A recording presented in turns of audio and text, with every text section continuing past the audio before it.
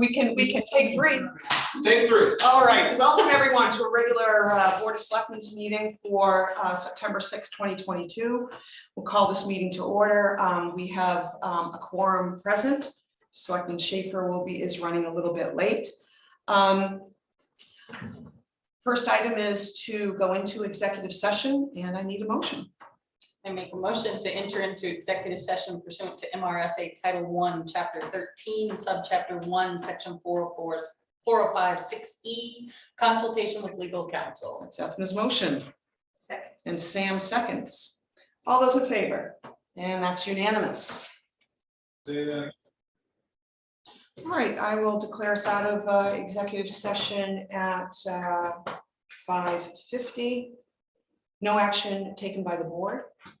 So we'll pause until the 6 o'clock hour strikes and begin with, resume our regular meeting. Laura pass those thingy down. Oh, yeah.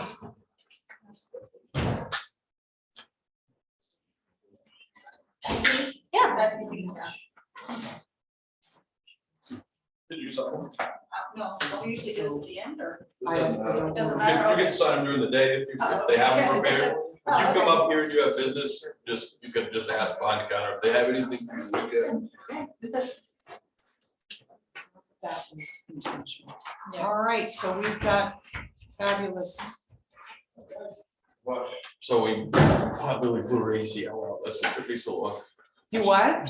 Lily's running down the field and all of a sudden she's got her knee taped because her kneecap pops out, so she's taped anyways. She just stops.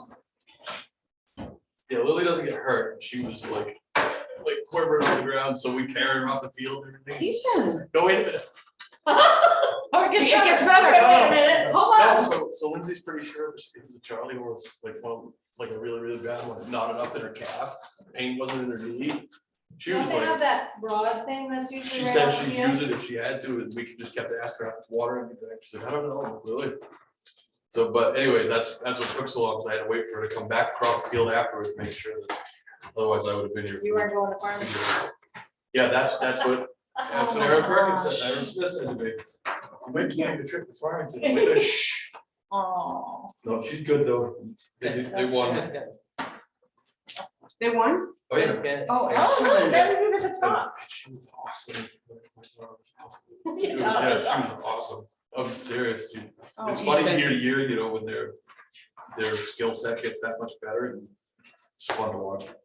That part is fun to watch. Now you asked for those, and she's handing them to you. I know. Pay attention.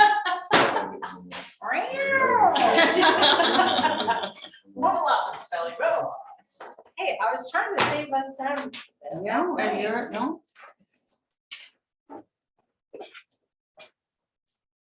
Can you get us out here before 9? Thanks. We're going to resume our selectmen's meeting and begin with the Pledge of Allegiance and the flags to the rear of the room.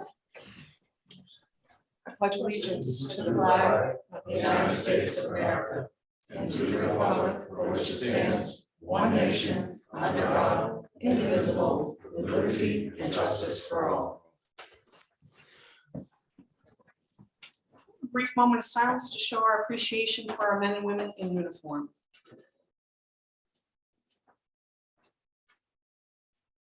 Thank you. Conflict of interest disclosure. If at any point during our meeting, a select person feels that they have a conflict of interest with the subject in hand and should refrain from voting, please bring it up when we get to that agenda item. Joe, are there any adjustments to the agenda? No, man. Okay. Review and approve meeting minutes for August 15th, 2022, a Board of Selectmen regular meeting. Madam Chair, I make a motion to accept the regular meeting minutes from August 15th, 2022 with any additions or corrections. Ethan's motion. Second. And Ethna seconds. Are there any suggested corrections? Yes, Shelley. So it looks like on the event permit for the gravel run that Selectman Schaefer motion to approve, and he seconded it. We'll correct that. Pretty talented. I think it's the Ethna versus. Oh, Ethan. it's the F and E. I believe it was me. There goes that spell check. There goes the spell check, is right. That's it. Because it will automatically correct it to Yes, it Ethan. will. Any other suggested corrections to the minutes? All right, all those in favor? And that is unanimous. Any public to speak on a non-agenda item? See any hands raised in Zoom land? Boards and committees. That would be any meeting minutes from boards and committees, and there are none. So we move on to section 7, and that is consent items. So we have got a, we need to correct a liquor license repeal regarding the Portage Tap House. We had originally received a new liquor license request from the Razics. Had the public hearing approved during the meeting minutes, and then we later had a liquor license renewal from the Reynolds for the same business establishment. So what we need to do is make a motion to repeal the Reynolds liquor license renewal request. I motion to repeal the previous owner of the Reynolds owner of Portage Tap House liquor license. Okay, Sam's motion Second. and Ethan seconds. Any questions or comments? All those in favor? And that's unanimous. So we then need to reinstate the Razics liquor license request for the Portage Tap House. So moved. Ethan's motion. Second. And Sam seconds. Any questions or comments? All those in favor? And that's unanimous. The airport runway extension project. You see in Joe's notes that we will be receiving, well, basically, I guess the federal part of it, Joe, is they're treating it as a grant. We need to accept, they're reassigning these funds since we do not need a master plan. Correct. The funds, Madam Chair, would come from this year's, they have the funding schedule, and it's 90% of the 135 to 3750. Up to, so it'll be up to 135 to 3750. All right, so Joe was looking for a motion to authorize the signing of this grant agreement.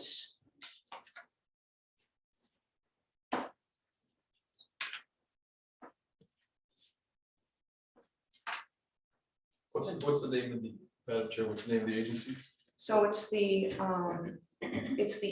FAA's.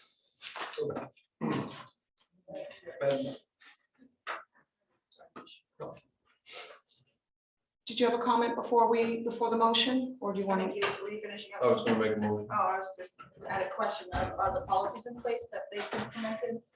That they asked to be implemented, like, such as the, you know, no texting and driving, I mean, like, have we already put these policies in place? Yeah. Yeah, I mean, if they're standards. We have to use US, Right. all that stuff is, Right. we don't have to worry Yeah, about that was, policies. Right. that was all information, that was all items that were in place when this project took place in Just 2019. making sure that we got it all. Yeah, no, it's a, this is kind of, this is retroactive money, so the project is finished Oh, okay. and was, So I it was tell the completed ones that per are- spec, so these are great questions. Because you weren't here when this was all going on. But yes, all of that's been met. All right, so we are, we need a motion to authorize the town manager to sign the grant application form for the FAA runway reimbursement. So moved. It's Ethan's motion. Second. And Ethna seconds.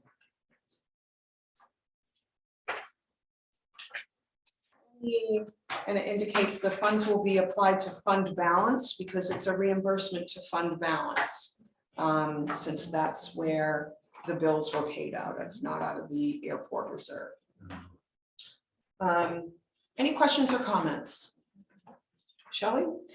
So I have a question. Is this a good time to move the interest that's in that airport account?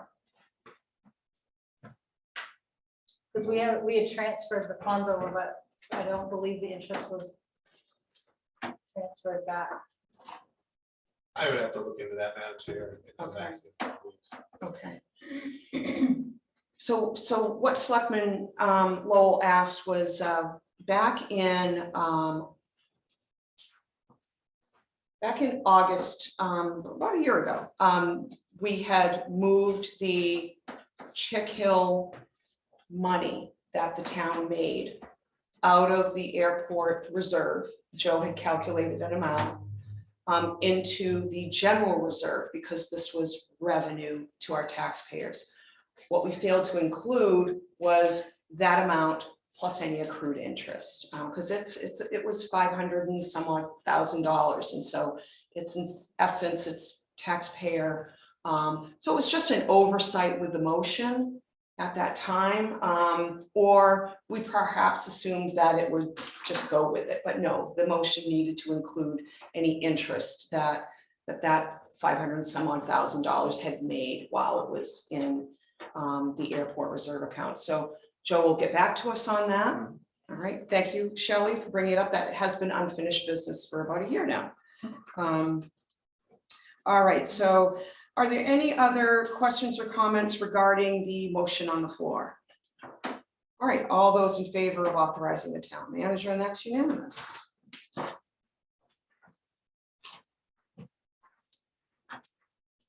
And that is it for consent items. We now move into some correspondence from the Park Commission.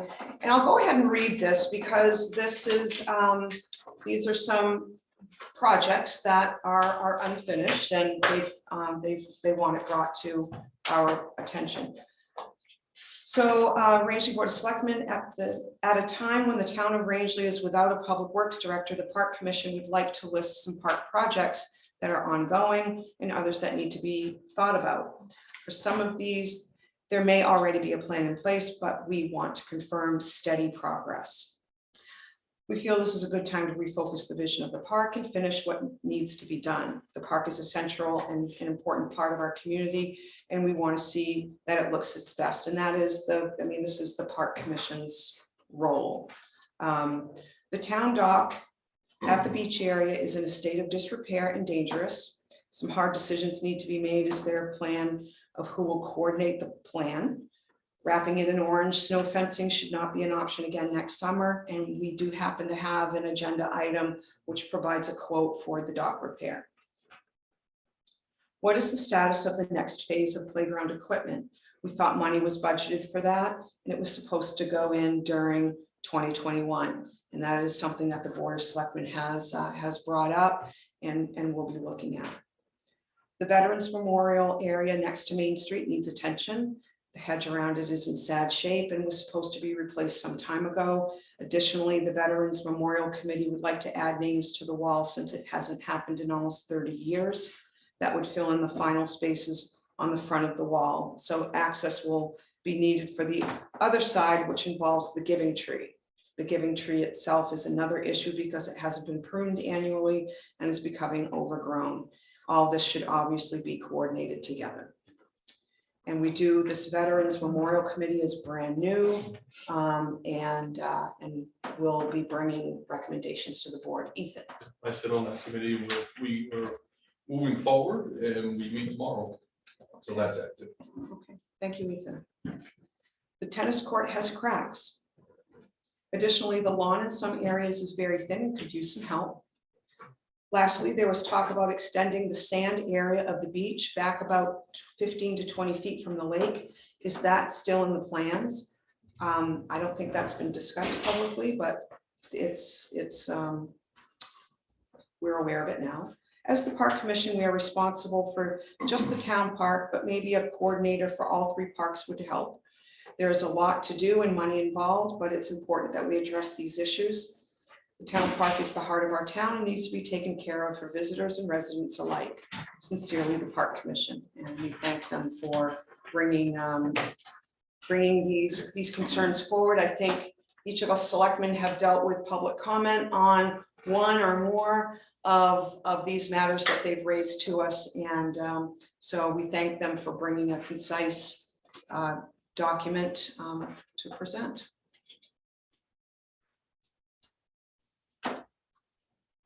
Yes, Shelley. A quick question in regards to the playground equipment. Did we ever get back? We were in a meeting at one point and they were talking about getting us what type of equipment that they would want to see at the park. So I followed up with Eric Welzell, who's the playground supplier, the equipment supplier, and asked him to freshen up whatever information he has for us, new pricing, and then I explained what we talked about in that meeting when that came up. So he's going to give me some updated information, so I get back to you. Sidebar, Madam Chair, there are kind of 2 items right now, and I did bring my list of reserve account balances I meant to, but I didn't. But we have 2 hefty projects for the park reserve. One of them is the town dock that we're going to talk about in a little while. The other one is the playground. But there's not enough money in that account right now, as I recall, to do both right away. So during budget season, we'll be talking about how to pull one or both of those off next year. Mhm.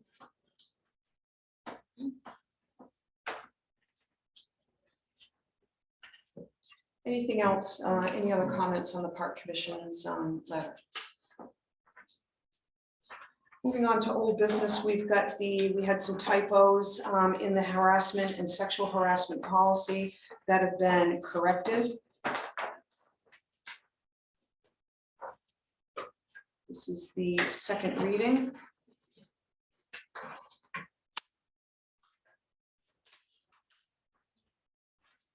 Make a motion to accept the town of Rangeley harassment and sexual harassment policy for the second reading.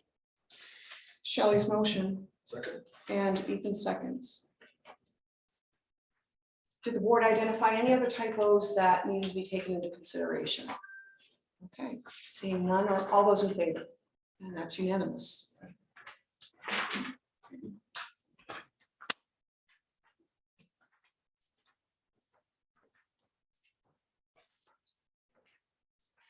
Continue on under old business. We have got a notification that we've received the main DOT payment of $610,829.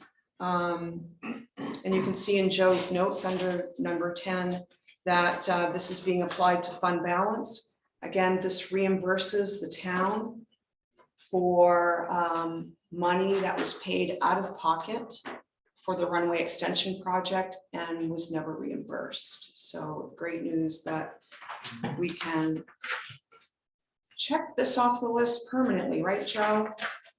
Correct. Okay. Any questions or comments from the board? Shelley?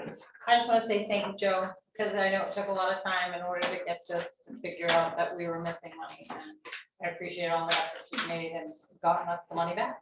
Well, Yes, it's all just very thankful for your determination in seeing what happens best for the town. So.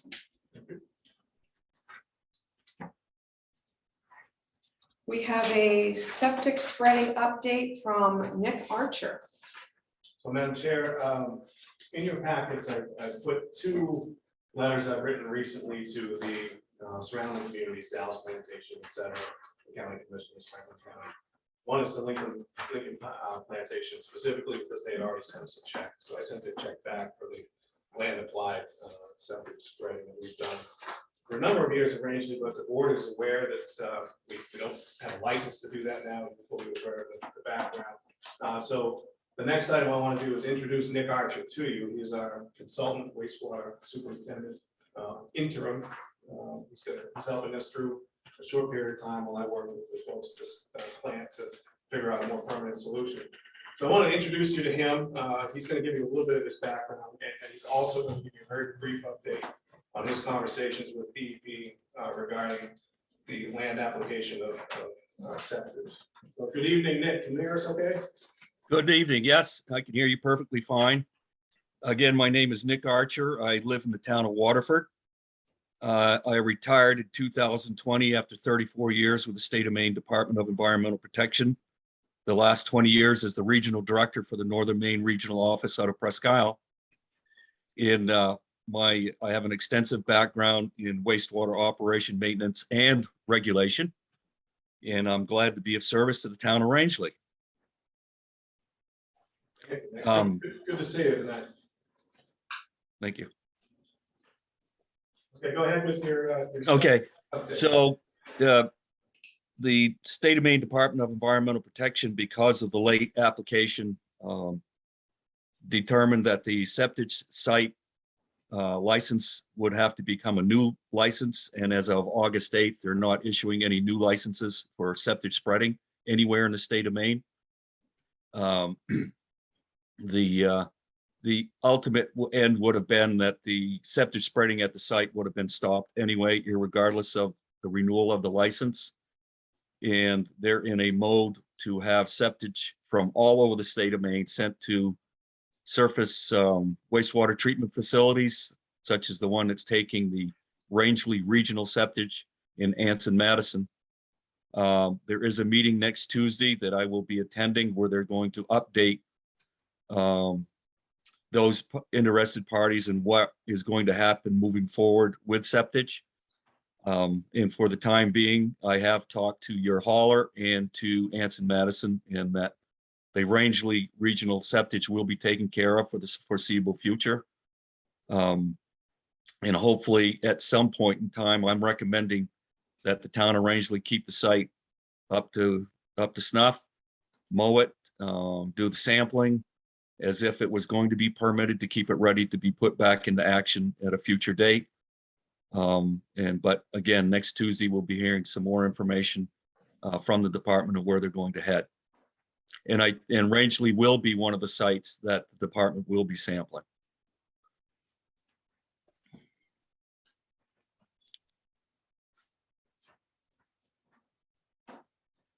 Any questions for Nick?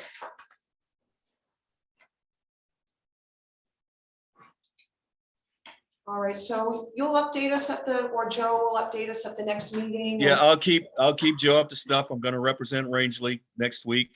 And again, let them know that there's a sizable amount of money that we need to determine that Rangeley's not getting now because they don't have spreading there, and that Rangeley as a region, with my conversation with Joe, it would like to keep the options for Rangeley open moving forward for that site. And I'll keep Joe well up to speed. Okay. All right.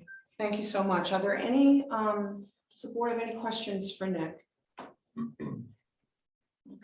no questions. All right. Thank you very much, Nick. You're very welcome, and thank you. Good evening. All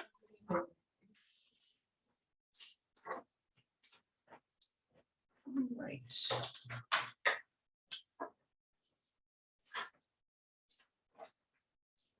We just already talked about that. Yes. And we accept the letter. 35 Hotel Road, map 7, lot 107.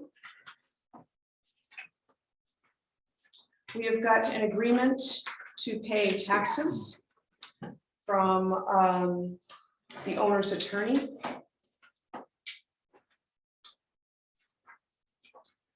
And it looks like the total owed is $16,855.43 plus expenses, which total $18,188.34. The attorney is asking for monthly payments. as well as late fees, that we can assess late fees. And if at any point the debtor fails to make all payments due, then this agreement pretty much terminates. Does the board have a chance to review the agreement and the repayment terms?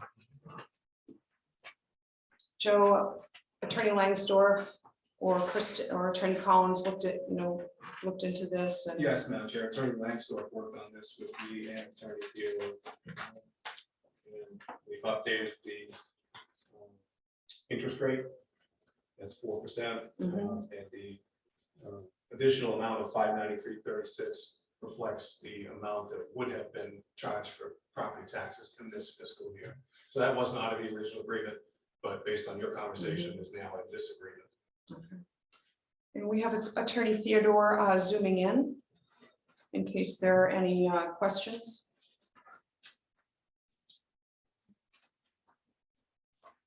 Yes, Ethan. Joe, the plus expenses part, that includes how much we paid Larry to look into it, all that stuff and stuff.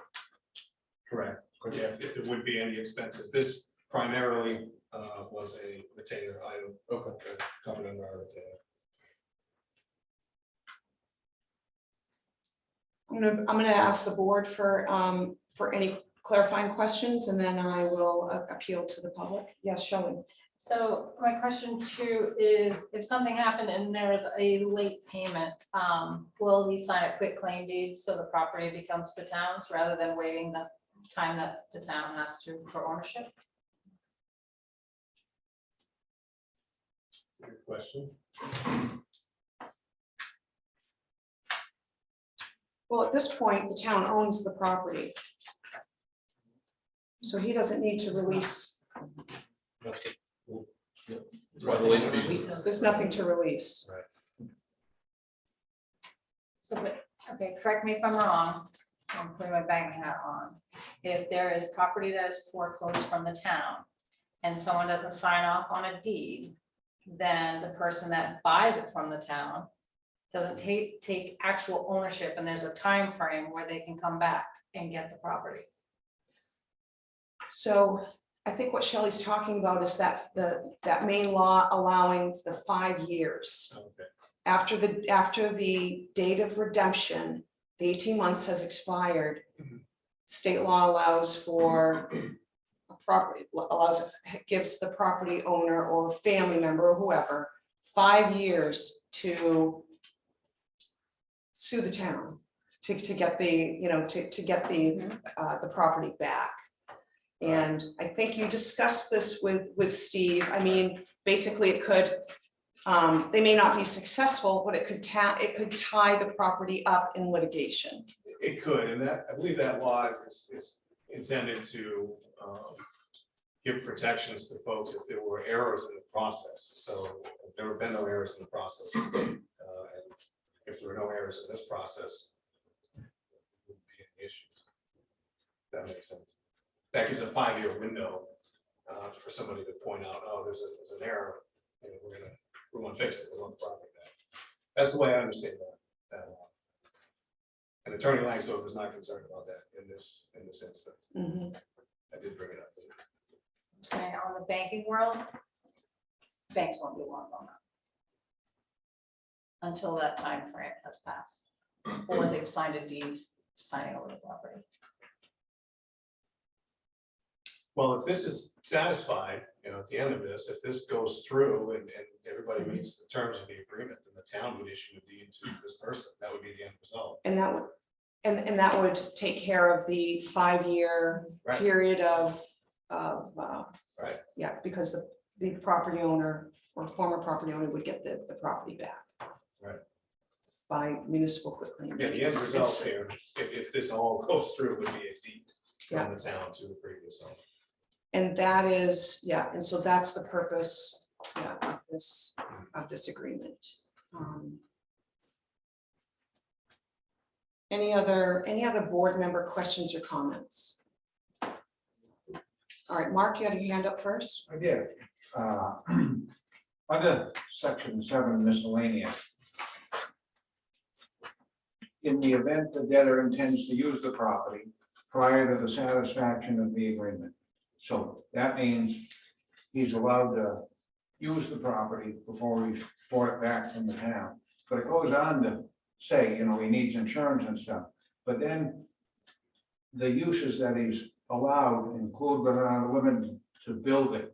So even though he doesn't own the property, he's allowed to build on it. It just seems odd to me. It certainly is a risk to him, because any improvements he makes to the property, he forfeits that. So Yeah, if he has it's, money to build, shouldn't he be paying off this money to the town? and that's what's, yeah, I mean, that's what's outlined in the agreement.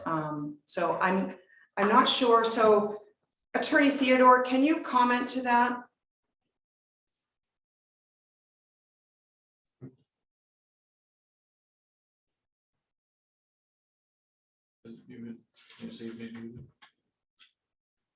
Attorney Theodore, can you hear us? Sorry about that. I had to unmute. Can you hear me now? Is it clear? Yes, yeah. Yes, so to that point, Madam Chair, the discussions I had with town council were that, you know, there was the issue that came up as to whether Mr. Shamshoyan was going to enter the property, improve the property in any way. And the short answer to that was no. He didn't intend to improve the property or enter the property until the agreement was paid off. However, you know, town council was a bit concerned that maybe his position would change as time went on and he got closer to the point of satisfying the agreement. So it was, and this is just speculation as to whether or not this will occur. But if it was to occur that Mr. Shamshoyan, previous property owner, wanted to improve the property, i.e., you know, do some lawn work, attend to the foundation that he had began before the property was lost, he would have to be covered with insurance that would indemnify the town. This was all put in for the protection of the town, so that if anything was to occur, if anyone to be injured, if Mr. Shamshoyan were to be injured, his policy would indemnify the town from any liability, responsibility, et cetera. So even though he doesn't intend to use it, if in fact that position changed over time, the town would be protected. So that's the long and short of what that language is intended to do.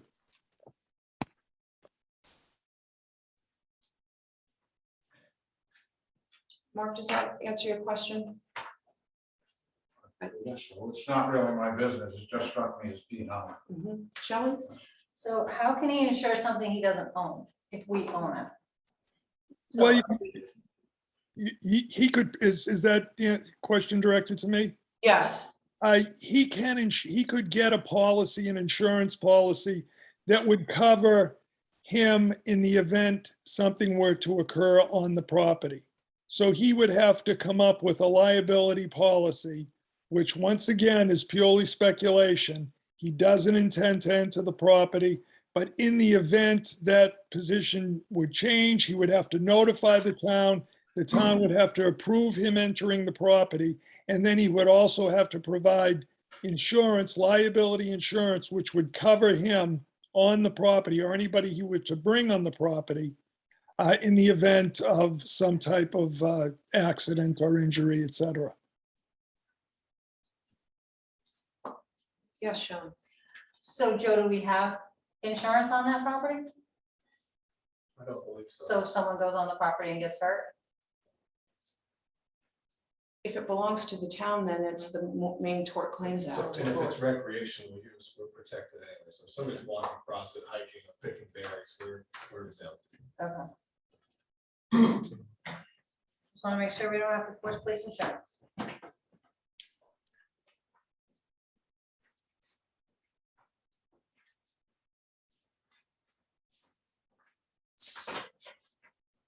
Any other board questions before I appeal to the public? I saw Gary with his hand up. Yes, Madam Chairman and members of the board, we do not have a neighborhood association. However, we have a very loosely knit group, and we met, and most of us have been there for 50 years or so, and we do not think that Mr. Shamshoyan is a financially responsible citizen, right? 11 of the last 15 years, there's been a lien on that property. He has not paid his taxes on time. So this has forced the town into additional expenses to file a lien, and then somehow he comes up with the money, and then we have to go back and rescind the lien and give it back to him. All this is extra cost and money to the town, which I think you're very well aware of. He was not a good steward of the land when he owned that. He collected trash and stuff, and he literally placed it all over the property. He had one storage building, which was a mess. I don't even know what was in it, but the town has fortunately cleaned that up. And this is the expense that we're looking for him to repay. He was not an honest person. Okay, this is a judgment, okay? Yes, it is. We cannot air personal attacks. We've got Mr. Shamshoyan's attorney present, and we cannot take sides or get involved with a neighborhood dispute, with judgment calls. It's just not the place I understand. of the Okay. board. All And right, the concerns you've named so far are reimbursable concerns. So any cost of liens that's charged to the taxpayer, any taxpayer, as reimbursable to the town. But again, it's time. I understand your point, Gary. okay, thank you very much. My next question would be is his letter that you were talking about tonight with the agreement, is that public? May we receive copies of that? Yes, this is public information. Absolutely, Okay, absolutely. so therefore, could you please state what the repayment clause is in there that he's requesting?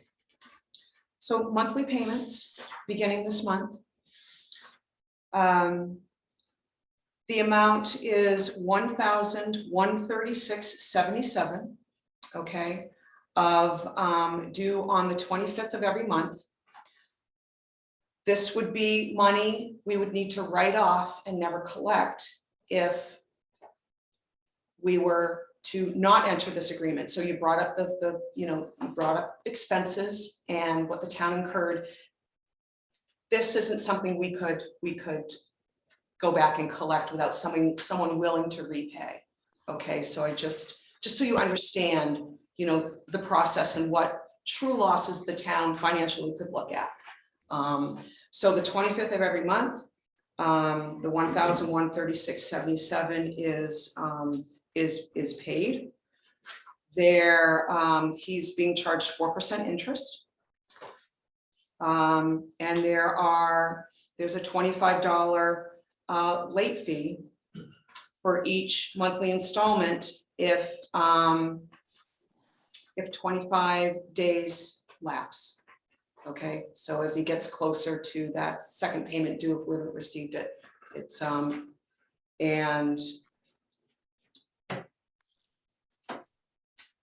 and so that's the repayment agreement. It's for one year. For 1 year. Madam Chair, it's So- 1 year, 4 months. 1 year, 4 months. I'm sorry, Gary. I didn't mean to Okay, misrepresent. now, therefore, what is the consequence, therefore, if he misses a monthly payment and he goes beyond the 25 days? Does he then forfeit the right, is from what I originally heard, that this then agreement becomes null and void? That is what Attorney Theodore, that is what, that's what is understood by the town, correct? Absolutely. And so, yes, so he's got the 25-day grace period on day 26, this contract becomes null and void. And the negotiations are done. I mean, this is our first discussion with a repayment plan. We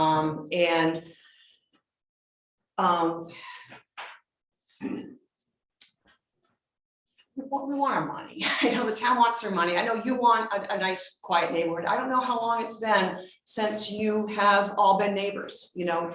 Has it been 15 years, 20 years since Mr. Shamshoyan has occupied the property? I think 30. 30 years, okay, it's a long time. Yeah. Long time ago. So we wanted to make sure that the town had an out so we could, you know, put an end to this process. Our first interest is to recoup our tax money. That is our first interest and responsibility. So that is what we are making every effort to do, is to recoup our tax money. But yes, these copies, this is available. This is a public document. And so you could certainly have copies. I don't know if there are any, you How know, would you how would one obtain a copy of that? Joe, I'll defer to Joe on There's that. an FOIA form, I get you that, you can just fill it out. Okay, So, we'll do that tomorrow at the office. Tomorrow would be great, yeah. yep, come by the office and you can fill out, a freedom of access form. Okay. All right, my concern, one of the concerns I have here is giving him 1 year and 4 months to pay off this money. If I am delinquent on my own taxes, there's no agreements made that I can pay this over a period of time. I have to pay this all at once. Therefore, I don't know why he should be entitled to be able to repay this money that's due the town over a period of time. It seems to me like he's being given, would be given an exception. Now you're creating a possibility of in the future, these things happen. That's a very good question. And I've got Selectman Thompson who would like to answer that. Just so you're aware, Gary, this is not the first of these types of agreements we've entered into. We have entered into these before with people who have defaulted on their taxes.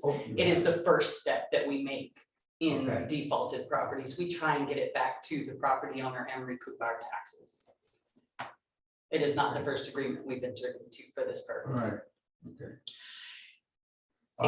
Well, if it comes back to the town, all right.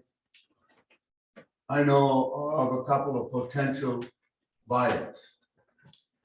So Yeah. that's the question there is, I would like to see the town retain that property and get even more money. So. Yeah, and there is a process for that afterwards. So certainly, you know, we've got this agreement. If it's defaulted on, then it would be an agenda item, you know, to be discussed publicly. And then as with other town properties that have been foreclosed on, sealed bid. I would recommend sealed bid. Sealed bid, so it goes to the highest. Yeah. The highest bidder. Attorney Theodore, did you have something to add? I can't. No, I didn't. I'm sorry if I. Okay, that's quite all right. You're square lit up, so. Okay, go ahead. no. Hi, so in the past, when he's been late on his taxes, he never went into default and the property went back to you guys. This is the first time you've owned the property and done an agreement with him like this. So this is the first agreement. This is the first repayment agreement. So any property owner has an 18-month period of redemption. And so, you know, if they pay that oldest, you know, and it goes to credit that oldest lien and kind of starts the clock all over again. I think you've answered my question, Cindy, because I was, Okay, because we had understood that the process was the silent bid. You know, when, once you guys owned it, then you had to wait your certain amount of time for things to happen. And so that will happen again if you default, is that it? Or if, first of all, you have to agree to this, you haven't voted on this yet, am I correct? that's correct, that's correct. We may vote to keep it Right. if it's in the best interest of the town. If this defaults, we may vote to keep it as town property. Yeah. It will be up to the board collectively at Right. that time, what Yeah, that's we what I determine to understand. do with the disposition of the property. Well, it just seems like you're changing in midstream, that, you know, the information came out and everybody's looked into it, and it's gonna be a silent bid, such a date, and then now Yeah. the lawyer got involved in that agreement. No, it's never gotten that far. It is never, You've never with, taken the bids. no, it No. has never been an agenda item, never been, the board is not, it's never reached that point. All these questions are good, because we want you to understand, you know, it's a process. And, you know, and then just to, you know, reflect on what Selectman Lowell had raised earlier regarding a 5-year period. So in the state of Maine, you know, the former owners, they think that we've done something wrong. They've got 5 years to sue the town to say, you did this wrong. We're gonna prove it in court and you're gonna give us our property back. So, you know, it's just, yeah, it's not as neat and tidy. So. Gary, I'm just trying to establish, like, when does the clock start ticking? When did the town actually take over the property, record that in the deed? I checked out the deeds, but I must have missed that one. Can anybody tell me when the town took possession of the property? so you'd be looking at the tax, at a tax lien. And the 18-month period from the oldest tax lien, and then an automatic foreclosure. In the state of Maine, it's an automatic foreclosure from 18 months from the oldest For the tax lien. oldest, okay. Because there was a lien on the property that was released Mhm. on 3/14 of 2022. Right, so the town must have received a They payment. must have received the payment then, Right. so therefore the clock would have to start from that period of time. Let me just give you, this man is playing games, and he's playing games Okay. for a long time, Yeah. that's my opinion. Yeah, okay? yeah, And you all know this because you have the records in front of you. You know when the liens were placed, you know when they were discharged.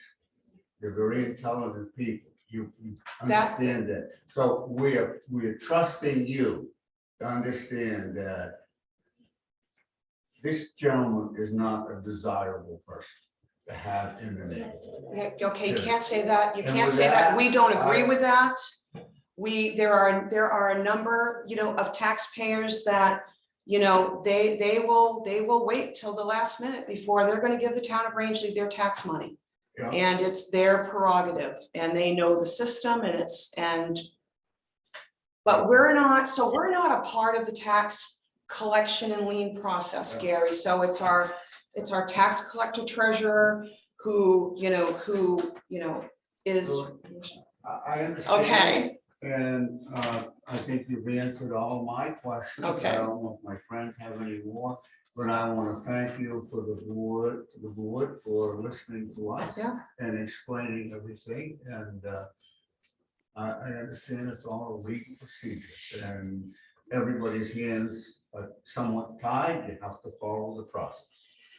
and yeah, and like Selectman Thompson said, you know, we want our tax money back, because otherwise we have to vote in an open meeting to say, all right, we are going to write off this amount of money and never see it again. Yeah. And that's, No, I thank you for your time. yeah. And so we'll be kept up to date. You know, the town manager will certainly keep us up to date as far as how, you know, how timely the payments are, and there'll be no wiggle room. I'm sure John Hook will be checking that.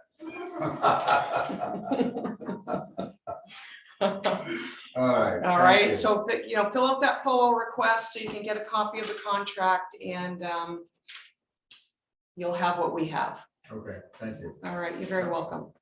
Yes. So the selectmen as a group, you don't need to vote on that particular contract. If the lawyers decided to do it, and that's the way it is, you're not gonna vote tonight to accept the contract? We are voting. Yes, we are voting tonight, unless there are some changes that we wish to make. And then we'll send it back for correction, and it will be, you know, presented at, because this is, you know, this is our, you know, first time viewing this, and we will be, you know, we will be voting unless there are some changes that selectmen want to make, and we'll go from there.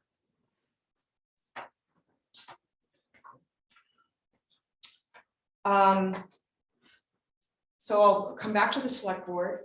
Are there any, you know, any suggested corrections, clarifications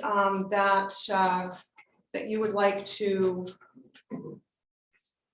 see to the contract?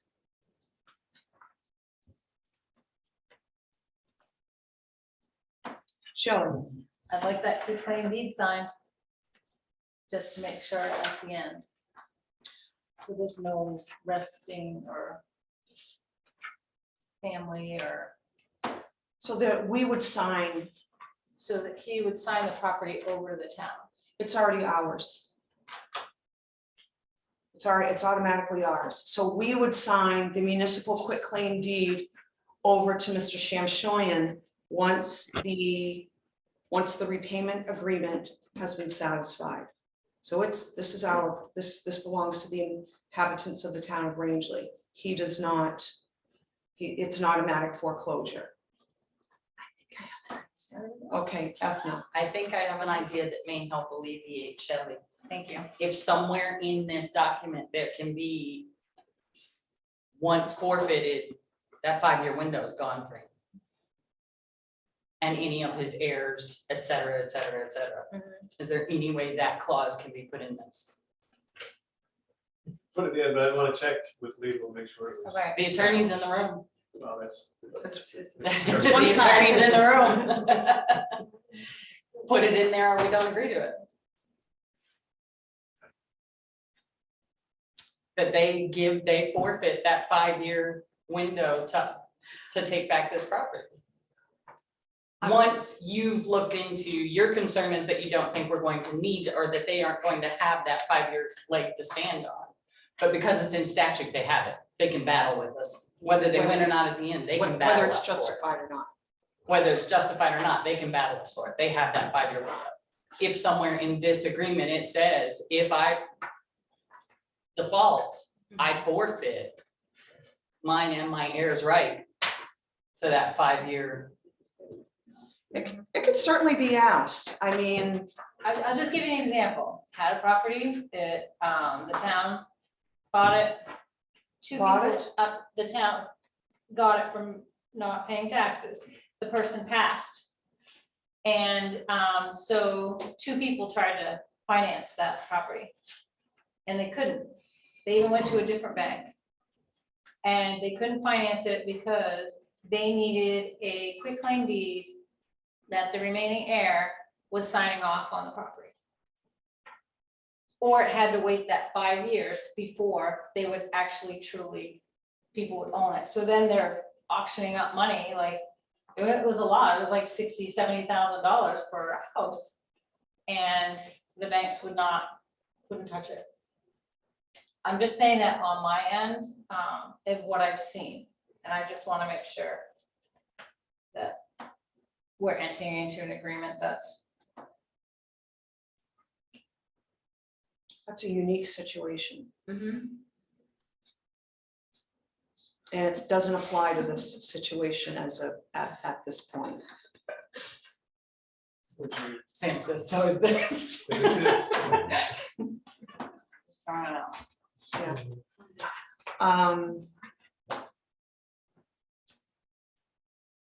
So the five, so I guess, first question is, all right, so when does the 5-year, all right, so, when did that 5-year timeline start? Ethna would like a legal I'd like him to opinion. forfeit it. Yeah, I'd like a legal opinion on whether or not that clause can be in there to forfeit that 5-year window if he defaults on this agreement.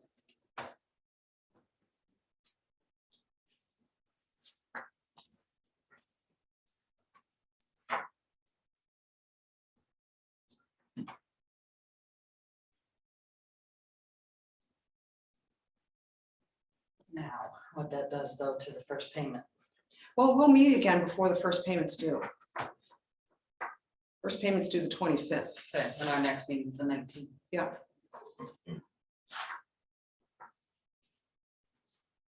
Attorneys can work fast, right?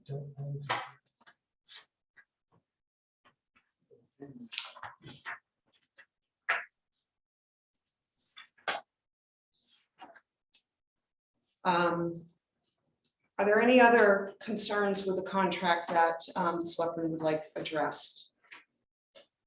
Ethan, do you have anything? No, definitely wants concrete, that's fine with me. Yeah. We'll table it till next time.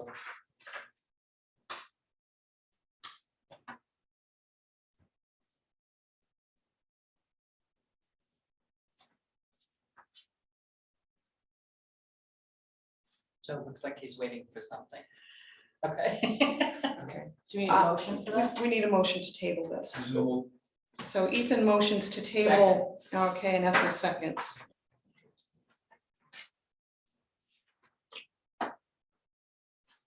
Any other questions or comments? All those in favor of tabling this agreement? All right, we'll be on our next agenda item.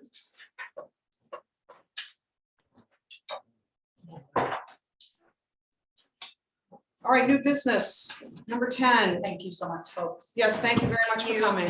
Thank you for your time. You're welcome. An RFP was put out for town dock improvements, and we've received one response for $101,506.78. So, Joe, what do we do? so the RFP asked for, or provided folks the opportunity to provide a couple of options. So one option would have been remove and dispose the existing dock. Second option, which is what this person responded to, was to remove the old one and then replace it with basically the same thing. And they've noted in here that some of the cribbing and some of the water is still acceptable to use. So the question, I think for the board, which we discussed a little while ago, a few months ago, talked about, do you think, if you want a permanent dock at that location? If you do, this is a good way to go. If you're thinking, geez, we'd like to take that out and put in something temporary like the boat dock, instead of it being for boats, that's really kind of a decision I think you have to make first, is, do you want a permanent dock there? Feedback, a lot of feedback that I've gotten from folks that talk to me about it, say that they like the permanent dock, it's part of the fixture of the waterfront there in Rangeley. That's probably the way to go. But I just wanted you to be aware of, there are a couple other options. Unfortunately, we didn't get any proposals to those. Folks weren't required to put both, they could do one or the other or both. So I guess that's my first question for you, is, as a board, do you think you want to retain the permanent dock on the waterfront, or do you want to retain something new? If you want to retain the permanent dock, this is a good way to go. If you want to do something different, then it's more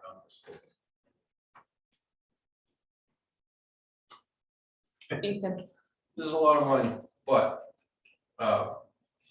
And I know everything changes. This has been a fixture for a long time. And the state of Maine is not very cordial to you building anything new like this. In fact, my understanding, you pretty much can't once you pull it out. So bar none, I want to keep it the way it is and fix it. I know it's a lot of, I know this proposal is a lot of money. That's what I would like to do. I think there's one opinion. We don't know how much a floating dock is. Yeah, Ethna. I'm of the preference of keeping the permanent dock for a lot of the same reasons that Ethan said. I do know that the state of Maine no longer issues permits for permanent docks. They're not allowed anymore. I do not see a floating dock in the swimming area safe. I think it's going to create a lot of safety issues for those children that are down there running off the end of it, because you're not going to keep everybody from running off it. I don't care what you do. I'm in favor of the permanent dock. Not at that price, but I'm in favor of the permanent dock staying there. I think we need to find a way to Do you think it's come in the, at a different rate.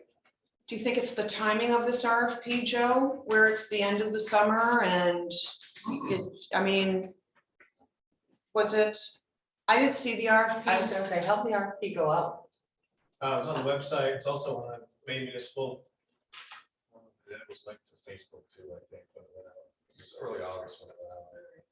And it was clear that this is a 2023 project, or was that just kind of, was that open for interpretation? So the purpose, it's a good question. The intent of the RFP was to get pricing.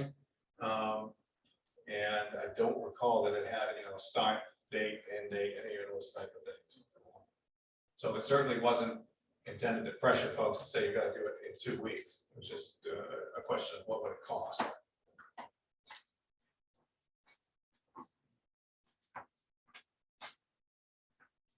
I would like to see it done as soon as we can. But I didn't write that in the RFP. I mean, sorry. Yeah, go ahead. It's unfortunate that there is only one bid, and I understand what I said. I don't want to see it at this amount of money, is what she said, and I get that too, but this at one point in time was my cup of tea, and I installed several of them. I have no idea where we're at with pricing right now, whether this is what we're gonna be up against, no matter what. I don't have a way to know that, and that's unfortunate. I do know that things are expensive, and especially this kind of work, because usually it's done in the winter, and everything's more expensive in the winter. And anything that involves diving, if that's what he's gonna do, it's gonna be a lot of money. But it would be nice to have one other bid, but I don't know how you just go pull that. Yeah, just second line. So I guess I don't understand why we would have it installed prior to the winter season, when all the damages has happened previously. Why we wouldn't, go ahead, Ethna. I'm just gonna chime in. The water levels have to be to a certain, they've got to drop enough so that work on the permanent docks can be done. And that typically happens just before or just as the ice Okay, is coming in. okay, thank These you. permanent docks have a very specific season that they have to be worked on. We always froze a lot when we built them, and Ryan. Yeah. Okay, all right. Anyone else from the board before I go to the public? Okay, Ryan. I built dozens of these over my years working with Stevie, and you have to do it when the ice is in. Okay. Think about the amount of material you have to move out of the water. To do that by hand in a boat while you're in the water, you let it freeze, you cut it out. And the problem with this dock is dealing with Keith and Tyler on looking at the dock. Most of the substructure is never dry. Right. Because Ranging Lake isn't like Moose Lick or Richardson, they drop 15 feet every year and you can work on it when it's dry. This is constantly underwater because ranging level doesn't vary more than a foot. Right. So the reason his bid is so high is because most of what he has to do is going to be diving and underwater. So I don't see you getting another contractor cheaper in all aspects. You can try, but I mean, most of the work that has to be done on the substructure will be done underwater Okay. in the winter. So it's a very expensive venture. Very helpful. Because I think it was Steve Sargent in the last one. And that's what he did it. And he did it underwater. Okay, Underwater with a crane truck and all that. Yeah. all right. Mark, You haven't gotten much public feedback on this yet.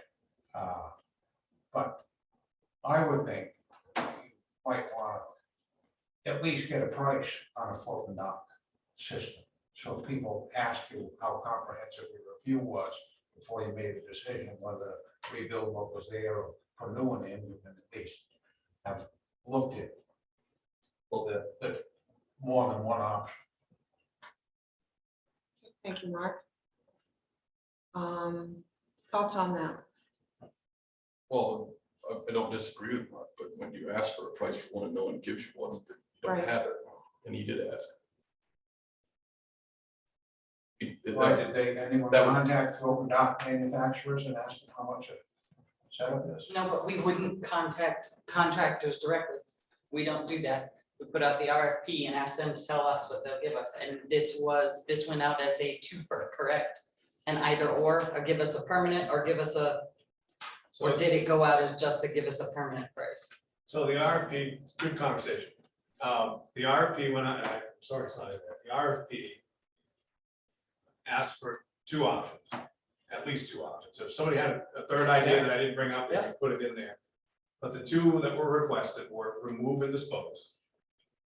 Meaning, take what's there out, take it off site, don't put anything back. That would be the option under which we would supply a float. We don't need a contract to put in a floating dock. Right. We have experience and personnel that can do that. We just need to acquire it, which I believe I've asked Eric to give us a number on that. Haven't got it yet. And he was doing a big project. Second item was remove and then replace. In place, same dimensions, same material, same basically same dock, just update it. And that would have probably a 25-year lifespan, 25 years. So, yep, it's $100,000, but it's spread out, the use of it spread out over 20 years. You know, you can put $5,000 worth of composite decking on that. Years ago, we put, I don't know if it was $5,000, but I know we put several $1,000s worth of decking and screws in it. A few years, every few years you gotta do that. So, like any capital purchase, the closer you get to the end of that lifespan, the more money you're spending in maintenance. So just kind of look at it that way. Yeah, it's $100,000. I think a couple years ago, this quote was close to 90, so it's gone up some. But yeah, anyway, there were two options requested. Neither one of them included a floating dock itself, but the first one in my mind was designed to make ready for a floating dock system that we would supply if needed. Ethan, And total removal, which is not what this person put in, that would have its own cost, because this is repair of the top 4 layers. I don't know how many layers it is, but it's quite deep. So total removal would have its own cost in addition to the floating dock.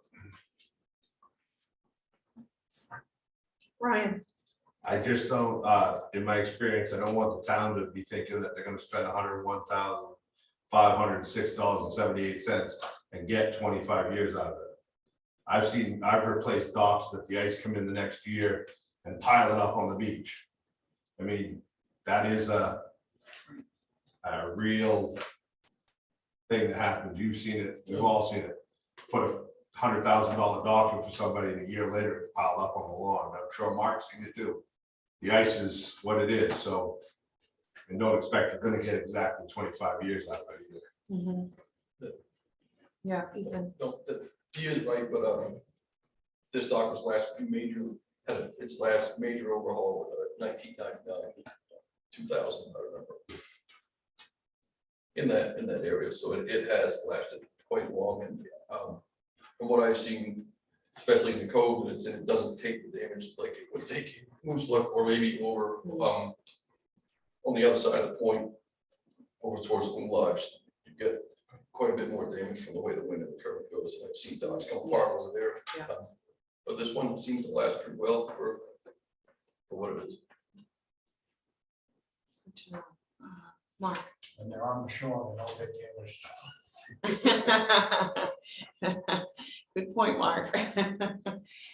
Yes, they do. People run into them. with their snowmobiles, but go ahead. Mhm. I've seen it, Mark, I've seen it.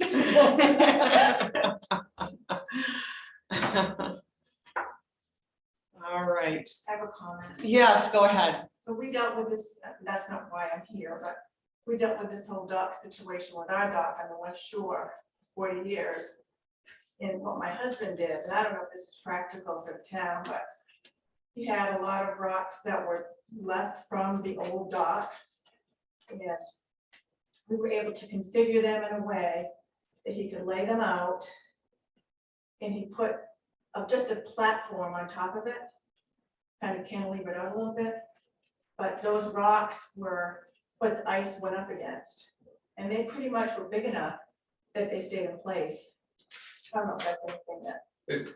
Like the process of using icebreakers, you can also do it with you can board in the sides of the docks and board them in at an angle, build the dock out at an angle, and then put half logs and quarter log, 3/4 logs, with large spikes. They call them icebreakers, so the ice wants to ride up the pond. Yeah, we did that.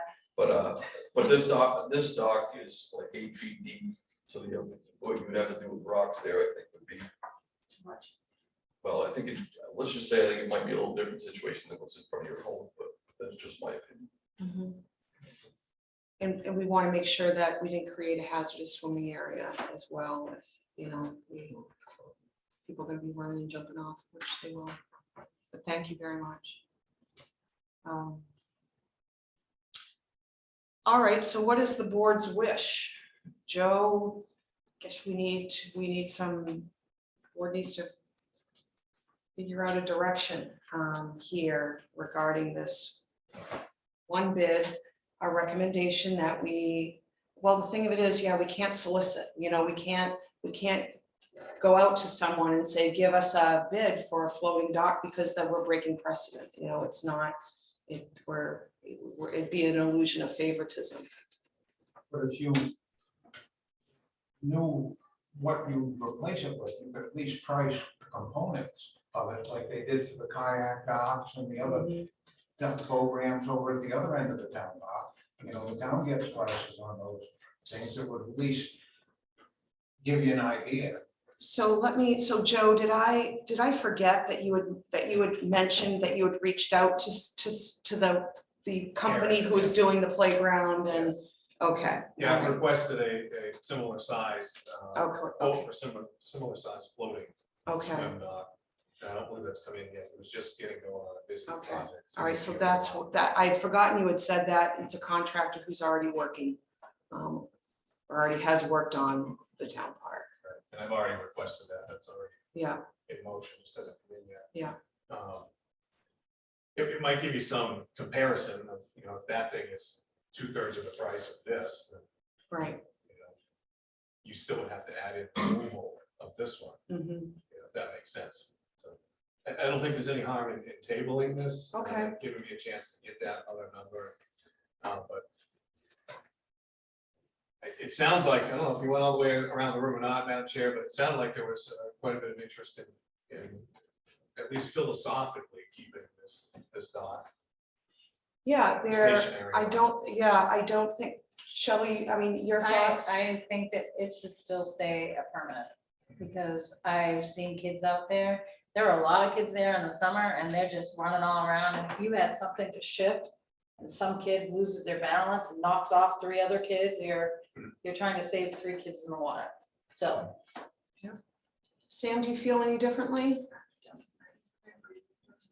All right, yeah, so the consensus is, that to keep it as the use has been, but you, So we bring back the price on the floating one, please. and take action next time. Mhm. Okay. Do you want a motion to table, or is this just? Yeah, not if you as- don't mind, Madam Chair. Okay, so I need a motion to table the town dock improvement. So RFP, okay, so I have Ethna's motion to table the town dock improvement RFP vote. And Sam seconds. Any further discussion on this? All those in favor, and that is unanimous. moving on, we've got the Quasic Park Master Plan proposal. And Joe, I think I'll turn this over to you. Thank you, Madam Chair. So much like the swim dock in the town park, we've had some feedback on that. Quasic Park, we've also had some feedback on. We talked about it somewhat casually here in the boardroom. I think, and I've been down personally a couple of times and checked out the tennis courts, and it was the right decision not to open those this year. The surface is not safe for people to be running around. So there's that, and then there are some other issues with drainage and parking with that 1 acre park that I think warrants us taking a comprehensive look at that park, kind of a long-term master plan. We talked about that in the board before. I kind of dovetailed that conversation with the DOT PPI grant. Now, I want to be clear that the PPI grant is not going to rebuild our park, but it may fix the street on either side of it, or the park on either side. So that's why I was dovetailing. I don't want to give the impression that the DOT is going to rebuild our park for us. This is something, an effort we're going to have to work on, which is why I requested this quote for a master plan proposal. And this is a formal process that you've seen engineers do for us with other things, parking, downtown plan, so forth. It sets up a framework. It takes an existing snapshot, sets up a framework for, what could you do there? What are the alternatives? What's the public feedback? What do we want to accomplish? Drainage is kind of an issue. I think I already mentioned that. And the soil down there is an issue. To go over the tennis court with, a certain overlay. Keith and I both agreed, months ago that didn't make any sense to put that amount of money in it for a short term, because it was just going to reflect back up through and still be unsafe. So I think rather than continue to begin throwing good money after that, I think we should look at it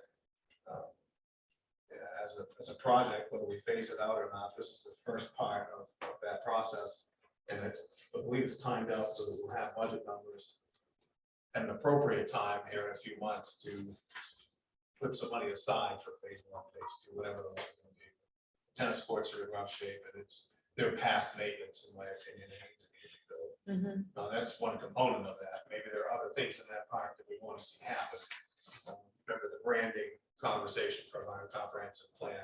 We want to carry some of the things that arrange the park, the pavilions, for instance, or other things. We want to see some of that mirrored in the Quasic Park. So it's really a chance for us to get serious about the future there, and it involves public input in that process. The total is a little over 11,000, so I call it 11,500. And this is not in the town park, it's a Quasic Park.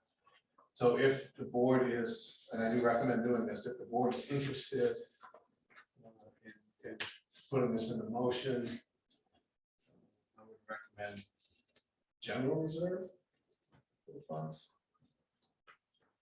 Town park funds are specifically for the town.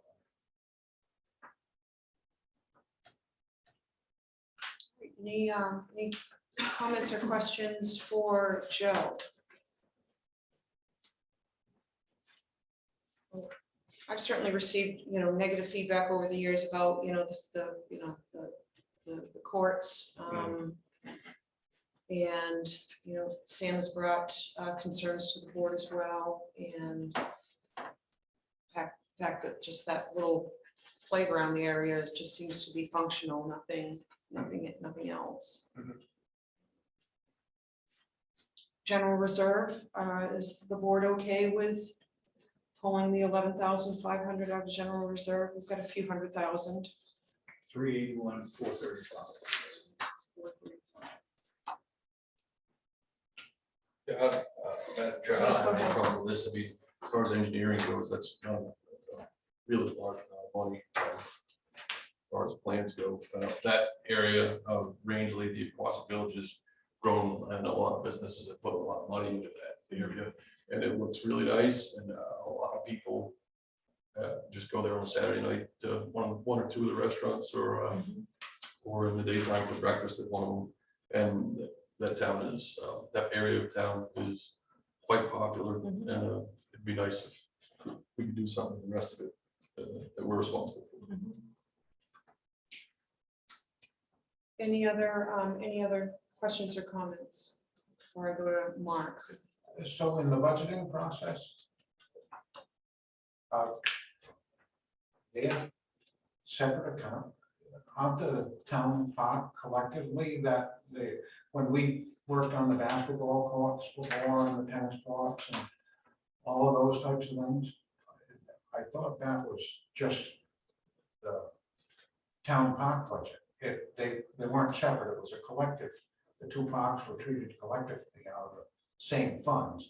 The uses were a little different because of the will, but I thought the funds that are raised for the town park, I think playground equipment was designated separately as an expense item, but I think it still came out of the town park budget. And I could be mistaken, but Yeah. I I'm not sure, it's really all that's been allocated for that park since I've been on the board is that playground. That's That's And I thought been that it. came out of reserve. But I'm not sure which reserve, that had come out of. I think I think maybe what Joe has, or maybe what Joe's conversations have been with Keith over the years, as far as the town park reserve, is probably focused more on, what is needed to be done at the town park, because the Sequasic Park has just been on hold, it seems.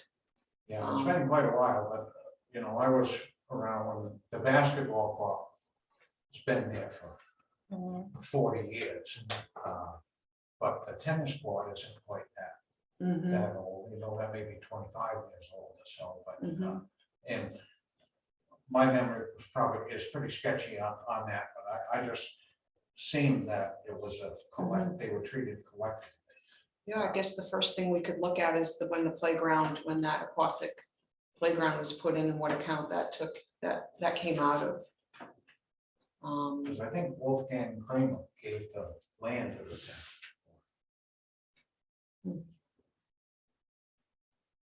Madam Chair, the balance in town park reserve is 160. So $160,000 roughly. Okay. But keep in mind, as I noted earlier, you've got the town dock items and then playground items, which is something we're working on in the background too. So that'll easily take care of that amount. Probably that's Sam, and then Shelley. I was wondering, I was just thinking about how much the town parks get used, and it's usually during the summer, and it's usually mostly vacationers, and if there wasn't if we couldn't, do a renter's tax.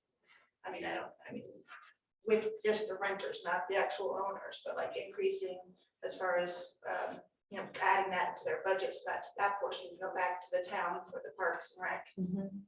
Seeing as it's mostly, used and abused. I mean, I see it all the time with my business, they come in and they just, they love it and they enjoy it, but they do take advantage of it. And as far as maybe putting that towards the visitors in some way, shape or form, not sticking it to them, but, as part of their, usage.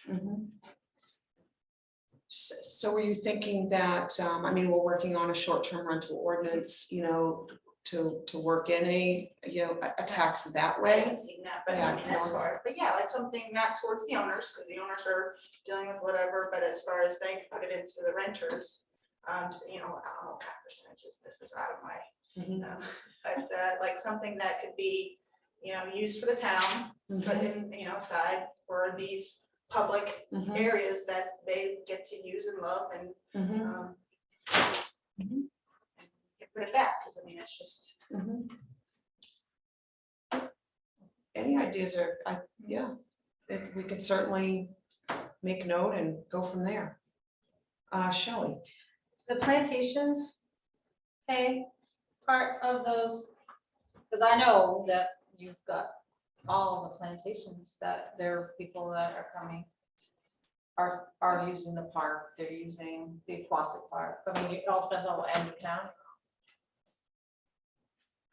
Just curious. It varies, and I haven't studied it, but sometimes plantations will raise a donation amount for parks or fireworks or things like that, and sometimes their town meeting does not do that. That's up to their town meeting. If they do, we'll accept it. If they don't, that's the will of, their inhabitants, their owners over there. Do we impose that on anybody? No. It's not an imposition of the town, and we're not requiring them to pay it. For park use. Anything else from the board before I go to Mark? All right, Mark? I just wanted to clarify, I wasn't suggesting that it wasn't a good idea to pay for this out of the general reserve. I was just trying to understand the two parks and one, 3 parks and the one in a single budget or multiple budgets on, but I think it makes sense to probably pay it out of the general reserve. Especially where we don't know where it's gonna go. So I just wanted to clarify. Okay. Madam Chair, I'd like to, if you're comfortable with that, I'd like to get going on this thing so that we can have some numbers for budget and it's, in my sense of the folks in the community, they've been pretty patient, but I'm hearing that, they want to see some movement there, and I want to facilitate that. I want to help you facilitate that. So if we can get this one rolling, I would appreciate that. All right. So we're looking for a motion to approve the Wright Pierce engineering study for the aquatic park. And take the 11,500 out of the general reserve. So Ethan's motion. And Sam seconds. Any further discussion or questions? So just a comment moving forward, though, the town of Rangeley does own 3 parks, and perhaps they should all be addressed under one large master plan and all discussed under budgets and in those types of things at the same time. And that park reserve should include projects for all 3 of those parks. We own 3 parks. Right, the Haley Pond Park. They are all ours. Yeah. And they should all be, permitted use goes through the park commission for all 3, correct? Or should, It's a let me gray area, rephrase Matt. that, it should. it's been a gray area in my experience. But maybe it's something we could clarify going forward. I actually think that might have been touched on in that letter tonight. Maybe some coordination between the 3. So I guess, in my opinion, all parks should be addressed as a collective. They are all owned by the town of Rangeley and should be handled as such.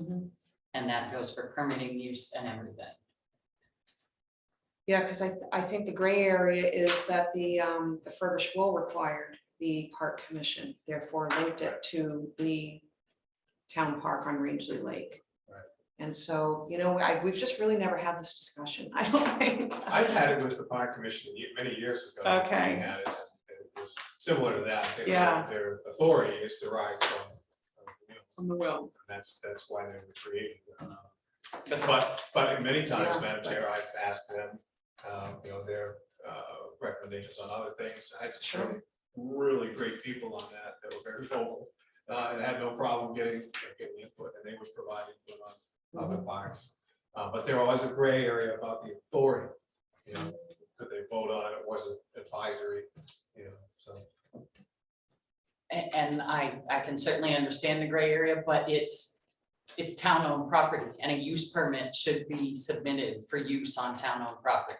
It should go through, so because it's a park, to me, I know I've submitted at least 3 use permits for the Haley Pond Park for events that someone else asked me to submit the permits for. But I know that I've submitted the park permit for the Haley Pond Park, and the park commission signed off on it. I mean, the park commission should be responsible for all of the uses of those as they are the Rangeley Park.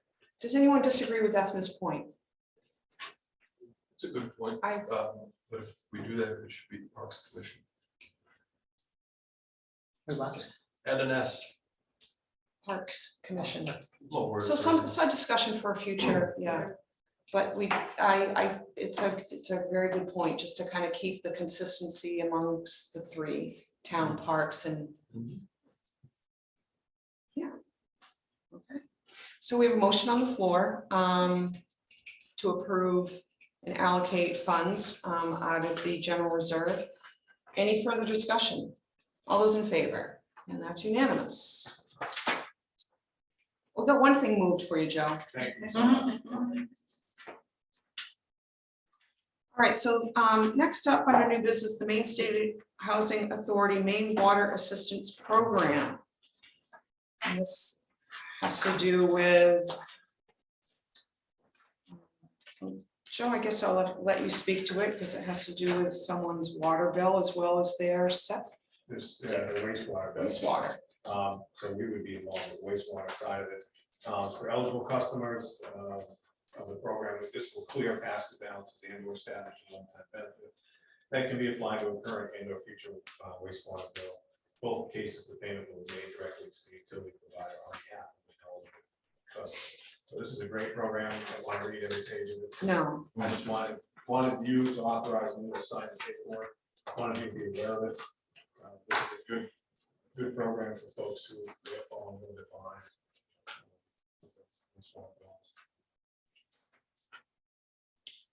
For a motion to authorize the town manager to sign. Motion to authorize the town manager to sign the Maine Housing Authorities program for Maine water, for the Maine water system.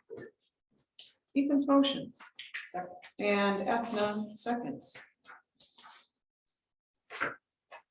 Any further discussion? All those in favor? And that's unanimous. Next up is the planning fee schedule update. So that should be right behind. So there's a revised Town of Rangeley planning fee schedule to include solar panel, bulk energy storage fee. And so these are the proposed fees. And as you can see on the bottom, with the provision that fees are reviewed by the Board of Selectmen each January. So this would be, Joe, so folks have to apply for a solar panel permit for their homes? It depends on the size of it. This really has to deal with, actually, it stemmed from an application we have pending right now that we're trying to permit. So there hasn't been a fee assessed because we weren't sure how to assess that fee. So if you look at the top, that makes sense. At the top, you've got residential, commercial columns. And then you have finished space, unfinished space, climate control, non-climate control, and alteration. If we use commercial unfinished space, it doesn't look like much per square foot, but an application could be $60,000 or $80,000 for solar field, which to me, based on what I've talked about with our attorneys, could be challenged. The intent of any fee is to cover the administrative costs of providing a permit review and any experts we need to review. So what we've discovered and talking through this item,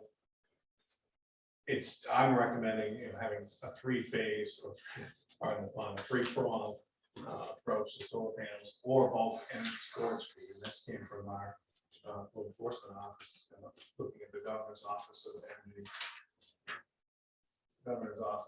for energy storage rules. We're putting in storage units in this category too, in case folks decide to put those up. So I don't know if that answers the question, but instead of having an arbitrary fee, I'm recommending up to 1.5 megawatt, $500, half megawatt to 2.5 megawatts. 2,000 and over 2.5 would be a $5,000 review fee. And again, that's intended to cover the cost of the administration of this.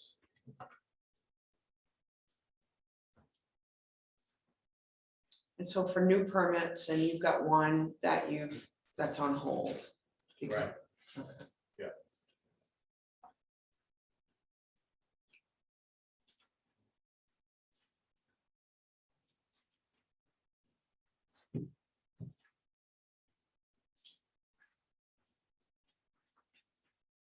Any questions or comments from the board?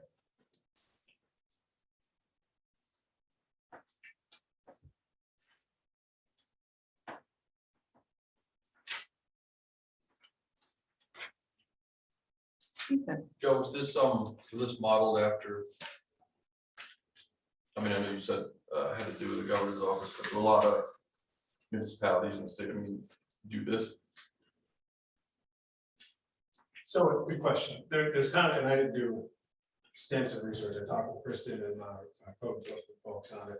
There are folks that do the square foot method, but it's a different price per square foot, so it wouldn't be, the same as unfinished space, not climate control. It would be solar panels or energy storage, say 5 cents a square foot or something like that. So it can be approached differently. It can be approached, by the square foot. But I think to make it, in my opinion, and in the opinion of the folks I work with, it would be more easy, but it would be more efficient for us to say, okay, does it fit into the half megawatt category, this category? There's 3 categories it can fit into, rather than having to find out how are we measuring the square footage? Are we measuring, from the panel itself or to the outside of the frame around the panel? With that ambiguity, there's less ambiguity for using the megawatts, which should be right on the permit. That's why we picked that approach. It's an excellent question, because we talked about, do we do the square foot approach? And some towns do that, but it's a less amount, smaller amount of what we've got here for commercial finished. Yes, Sam. Yeah, nobody's done this up here, right, this solar panel or whatever, and it might be like what I see in Farmington with those big fields. Oh, feeling. Is that what we're talking about up here? So there's an application that's been approved, the project that's been approved. It's just the has been the approved for fees. that. So the town is calculating the fees or attempting to do that. We just need to know what the board would like those fees to be. Oh, so this is going to be retroactive, because that permit was already approved. Approved, huh? I don't believe the fees have been assessed on it yet. And where is this being put? Do we know? Or can we know where? So I just want to be clear, this is not for a specific project. This is Okay. for any project that meets these criteria and ranges down. That anybody can put these up. And this is what we're They meet gonna the, cost. they meet the criteria. Right.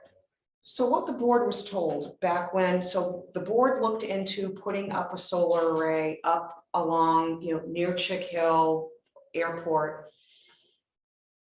Our substation in town cannot handle any more than what the current 12-acre solar project, solar farm going in, it's not visible from Yeah, any street or whatnot. But that, that's all that substation can handle. And so, we've got the 1 12-acre one going in, and then it looks like there's a possibility of, there's a home in Aquasic that has a whole roof, with solar panels on it. That's right near the corner of Wilson Mills Road and Route 4. So that's what we're told, is that this solar array just maxes out the capacity, because there wasn't anything that the town could build or do up there and link into, because of either the terrain or just the beneficial, because these solar companies shopped ahead of time. They reached out to property owners ahead of time, is what we were told. They'd already scoped out the ideal property and secured secured that, their spot on that electrical grid. No, I don't want to see that part. So, any other questions, any objections to this fee structure? All right, so we need a motion to accept the amended planning fee schedule.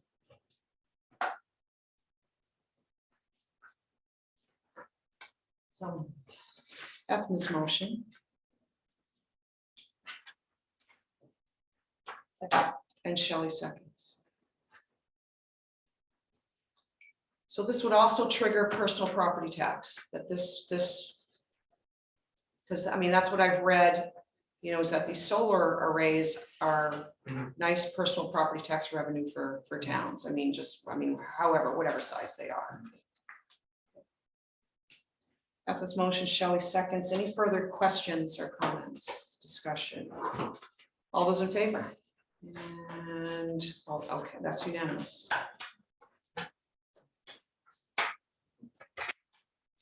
Moving right along to personnel policy review. So Joe touched on this a little earlier, that we have got the current personnel policy in our packets. I'd recommend you pull those out and keep them handy as we progress through. And did you have a hand up or no? Okay. So I guess, so where does the attorney retainer piece come in? You know, that was a part of the retainer agreement, was to review things like this. So, so what's the plan, Joe? So, good question. The plan is I would like to begin with the one that we've been talking about for a while, is Article 21. Okay. To get that kind of disposed of if we can. And then start at the beginning as a group, take 3 or 4 of these sections, talk about them. And then whatever we come up with, we can share with Kristen. So Kristen's on board with it. She knows what my approach is. And that is covered under a retainer agreement, to answer your question, Madam Chair. I think that's a better exercise for the policymakers, for the board members to actually go through that policy and then ask for legal feedback on it, to make sure that it all jives with current law and so forth. That's how I'd like to approach it. I don't have that broken into little sections yet, but generally speaking, over the next 6 or 8 months, that's how I like to tackle that. Okay. I've had good experience in the past doing it that way, so we can make a kind of a sheet that tracks your changes and what your comments are. That's how I'd like to handle it.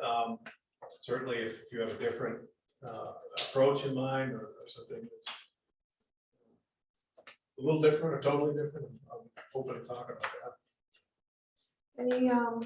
Anything to the contrary from the board? Any thoughts? I guess it sounds like a pretty good plan, Joe. Okay. So do you see this being worked into our regular agenda? Good question. I think we probably can if you can spend 15 or 20 minutes each meeting, or 1 meeting a month or something like that. I think it's doable. But the good news about that is once you try that in a regular meeting, if you determine that, man, this is a little more time consuming than maybe it would be a workshop setting. Set aside some time specifically for that. But I wouldn't be opposed to doing it as an agenda item, as long as you don't have a real lengthy agenda, Right. which happens. I think it's been 3 weeks since you met, so that's why it's happening tonight. I wouldn't do it on third week. Plan ahead accordingly. All right. Any comments from the board? Questions? So it sounds like we need to be prepared to discuss Article 21 at the next meeting. It does, and yes, and so. Yep, so pull pull your personnel policy out and save it, mark, we're gonna start with Article 21 per Joe's request and circle back to the beginning from there.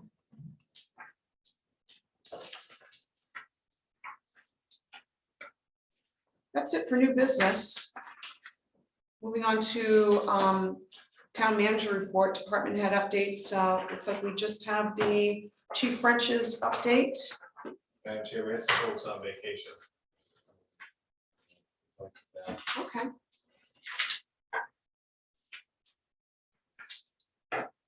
Moving on to calendar, we'll begin our next meeting on September 19th with the general assistance appendices. It's an annual requirement.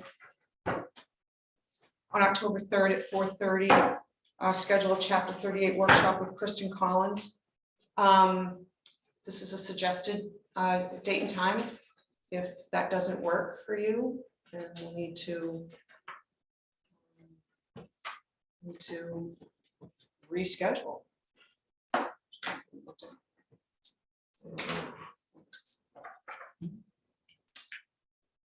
Can I comment on that item? Yes. The reason that I came here is, I talked to Joe earlier today, well, just before the meeting. I've got the comprehensive plan that was done in 2012, and I realized today it's been 10 years, so. I realized it's been 10 years. I thought it had only been like 5 or 6 years since it was passed, but 10 years have gone by. So we have had an issue with lighting with our neighbors, with excessive lighting. We're on the waterfront.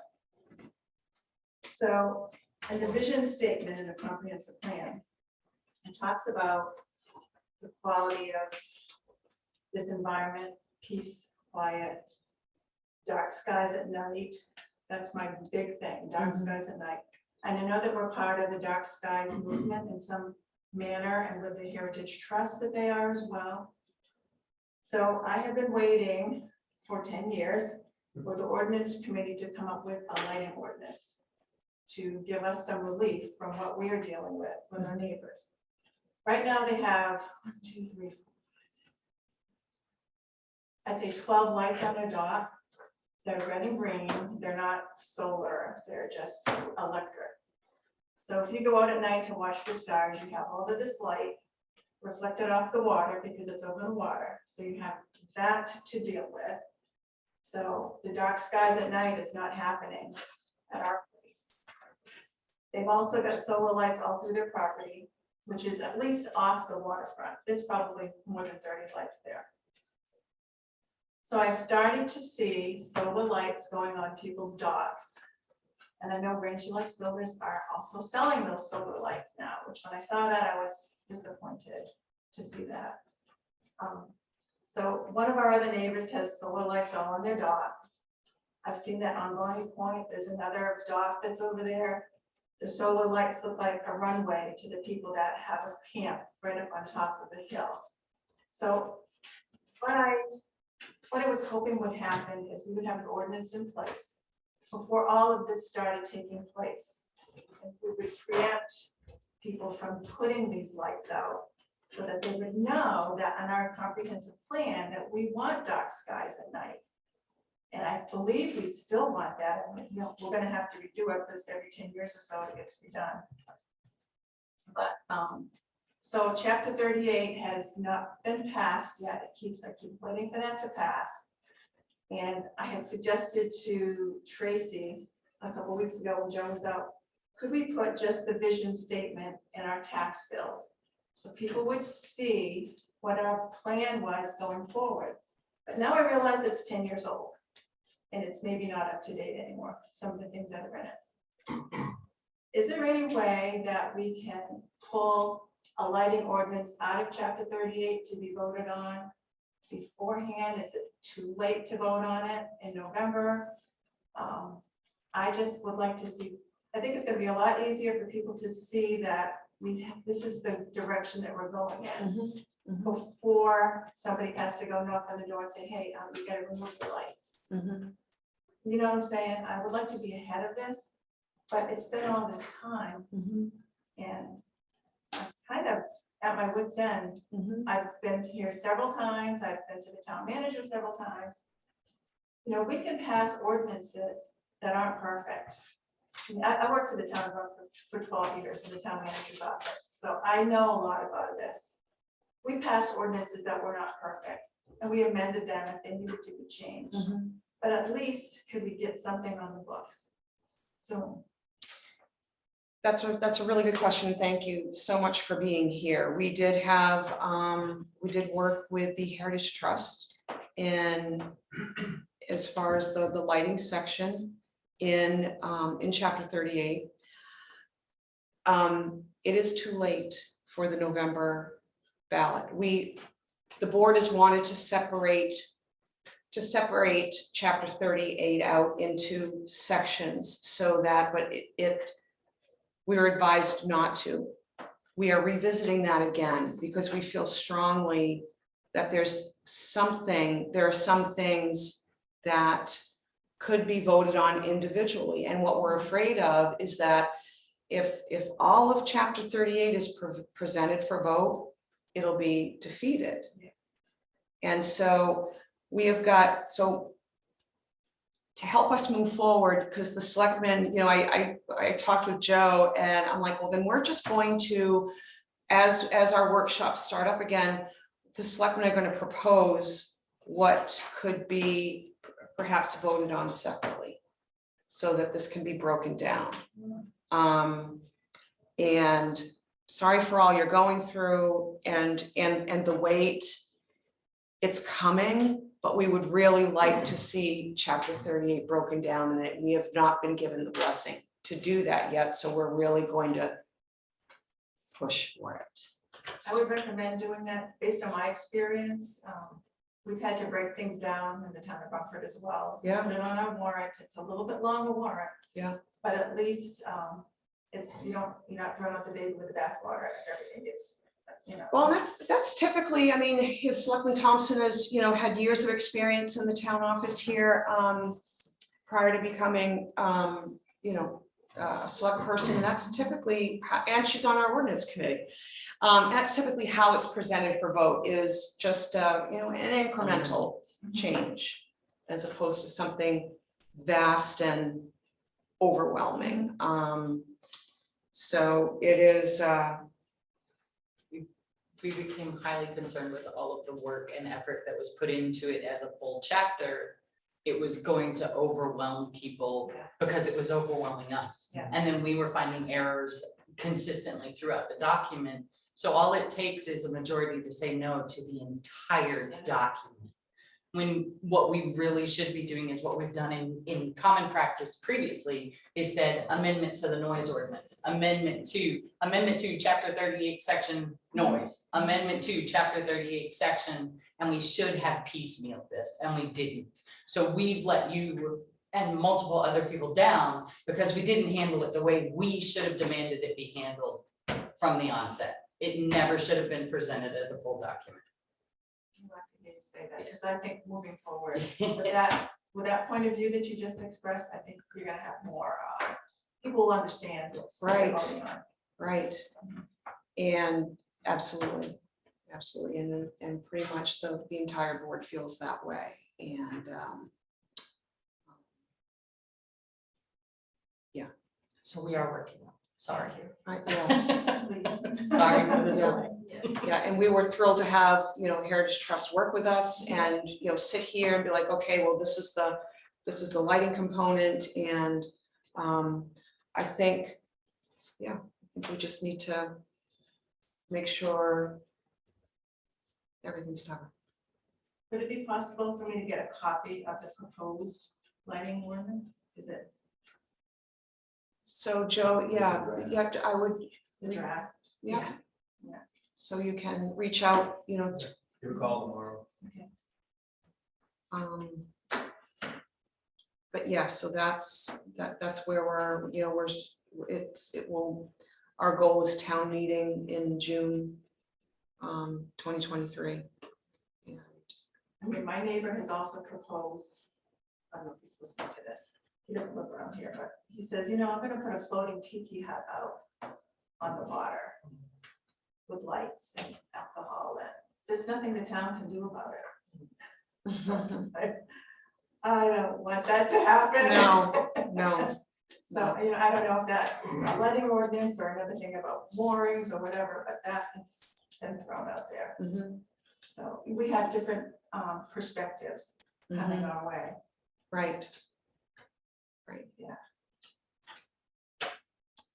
Thank you very much. We do have a comprehensive plan review committee, because we are at the 10-year mark. We need members if you're I interested. would be interested if I could be. Yeah. I mean, I'm a seasonal resident, Okay, so you're seasonal, all right. but we've owned property here since the 50s. if Yeah, that means yeah. anything. Yeah, I don't, I'd have to look at the bylaws. We can Yeah. Talk about that when we call, see if it requires full-time residency. I don't know. Yeah. Yeah. all right.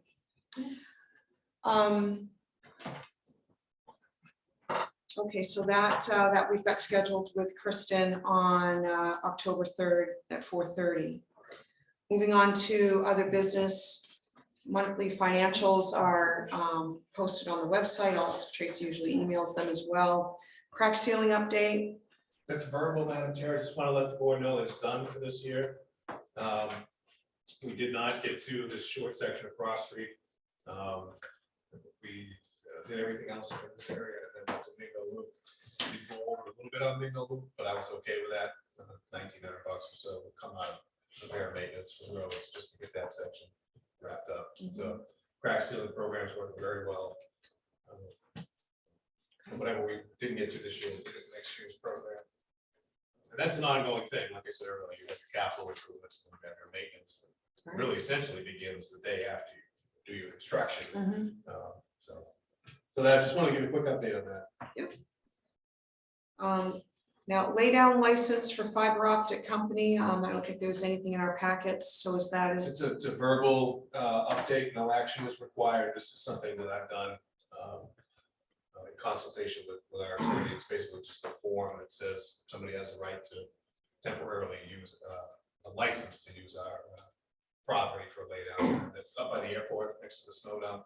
It's a subcontractor for Fidium. They're working on the fiber optic project, so they're going to be there 3 months. I just wanted you to be aware of it so that you knew. And there's all right? Yes. Really quick, in relation to that, are they still waiting for something from the state level before that project jumps up? Was it funding or was it permits? That's a good question, Madam Chair. There was an email I got from directly from Consolidated, trying to set up a kickoff meeting. And he asked who should be involved in that. And in that email, it said they were still waiting. I think it was federal. I think they were still waiting for the NTIA funds to be loosened up so they could get the notice to proceed. That was a couple of weeks ago. I haven't heard anything since. But they've already begun moving the fiber in it. You've seen it. 18 rules. Yeah. Ryan's keeping an eye on it. All right. Thank you, Ryan.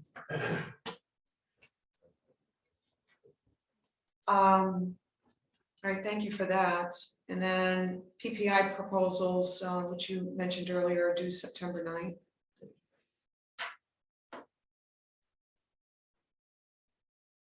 Right.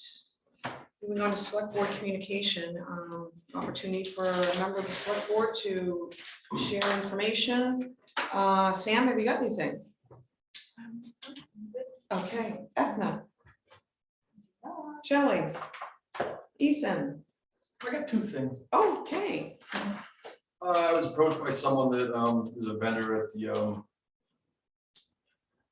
farmers market in Sandy River, and they had asked why they weren't allowed in the town of Ramsey. I said, I don't know that to be true or not true, because they would like to be.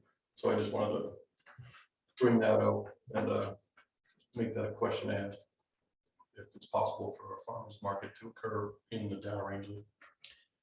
We've actually had Mafka here. I mean, it's been, it's been discussed. I think the last bit of feedback because Joan Dunlap kind of coordinates this, and they said they recommended not changing the location because folks get used to a location and that's where it is, but so it's really up to that group. Okay. Yeah, It wasn't Joan that asked me. but yeah, it's a it's random up to that, person. up to that group to, find a spot, talk to the property owner, I mean, we can't have it here because, we need emergency vehicles, being able to come and go and whatnot, but it's, I think they tried it. For the shop, for Yeah, office land. yeah, the corner of Furbish, Yeah. I'm sorry, the corner of When Main it Street, was- yeah, I remember. yeah, and it didn't, it was up a hill, people Parking. parking.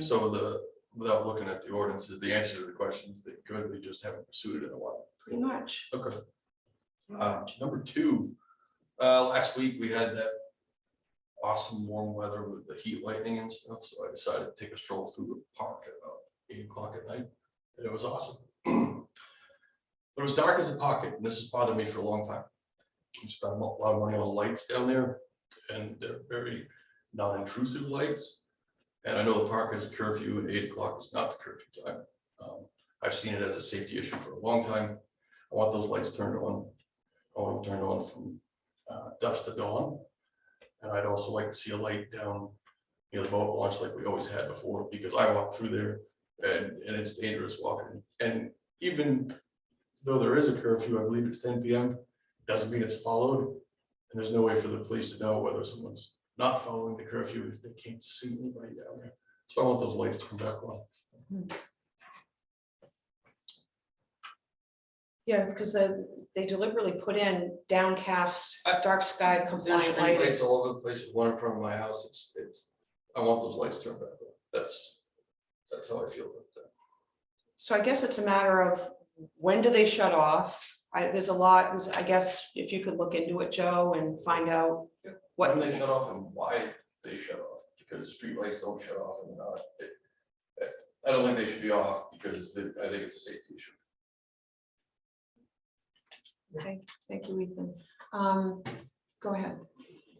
Does the town, because of the little dark skies thing that we bought into, does the town have all the lights that they have any control over, have this lighting source protected so that you don't see the light source, so that it is all downcast? Is that something They're all that? domed lights. I don't honestly care if they are or not. It's a safety issue because kids hang out down there. He did. We weren't supposed to when we were supposed to. But someone should be able to walk through that park at 8 o'clock at night without falling down the hill and all these fancy paths that we made.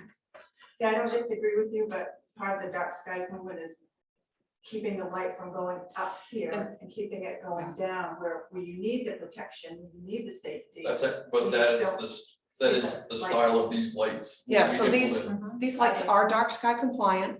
They're deliberately lower, so they're not 12 feet high, Yeah. 15 feet high with a large downcast. They are actually a little lower, and we've had abutters complain about that because the lights shine in their windows. Even the lower lights? Yeah. More so the lower lights. I'm sorry, and I feel strongly about this, you can tell, right? I just take exception with that because the street light in front of my house. Yeah. It's there. Yeah. I'm sorry. No, and it's just Used to be a feed, street it's light just, at the park. That's right, I want it back. and it's just feedback we've gotten.